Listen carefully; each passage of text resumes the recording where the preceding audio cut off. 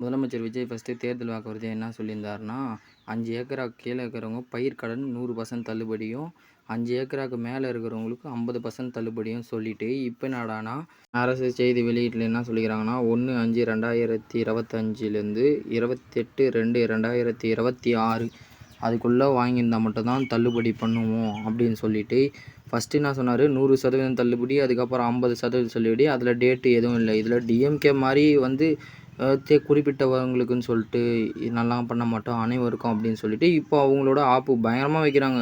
இந்த ஆட்சி வந்து முன்னேற்றத்துக்கா, இல்ல பின்னேற்றத்துக்கா என்னான்னு ஒண்ணுமே புரியல.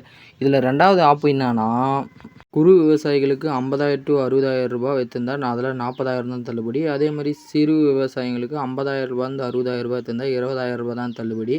அதேமாரி 90,000லேருந்து ரூ. 1,00,000 எடுத்திருந்தா அதில ரூ. 10,000 தான் தள்ளுபடி. 1,00,000லேருந்து இருந்தால் இங்கே ரூ. 5,000 தான் தள்ளுபடி. இது என்ன இதுவாக இருக்குன்னே தெரில. அங்கே ஒரு வாக்குறுதி சொல்லிட்டு நிறைவேற்றும்போது இங்கே ஒரு வாக்குறுதி சொல்கிறானுங்க. இதை நம்ம என்னான்னு சொன்னால் டிஎம்கே கிட்ட காசு வாங்கிட்டியா அப்படின்னு சொல்கிறானுங்க. இந்த தற்கூரிங்களுக்கு என்ன சொல்லி புரிய வைக்கிறதுனே தெரில. டிஎம்கேவும் ஏடிஎம்கேவும் பரவாயில்ல, சொன்ன மாதிரி 100% தள்ளுபடி பண்ணிட்டாங்க. இங்கே என்னடானா ஒரு இதுவுக்கும் அவங்க சொல்கிறது நடைமுறை கொண்டு வரும்போது அதுலேயும் 1008 ஆப் வைக்கிறாங்க. இதில் வந்து தற்கூரிங்க வேறு அதுக்கு வந்து ஊண்டுகோலாக இருக்கிறானுங்க, முட்டு கொடுக்குறானுங்க வந்து.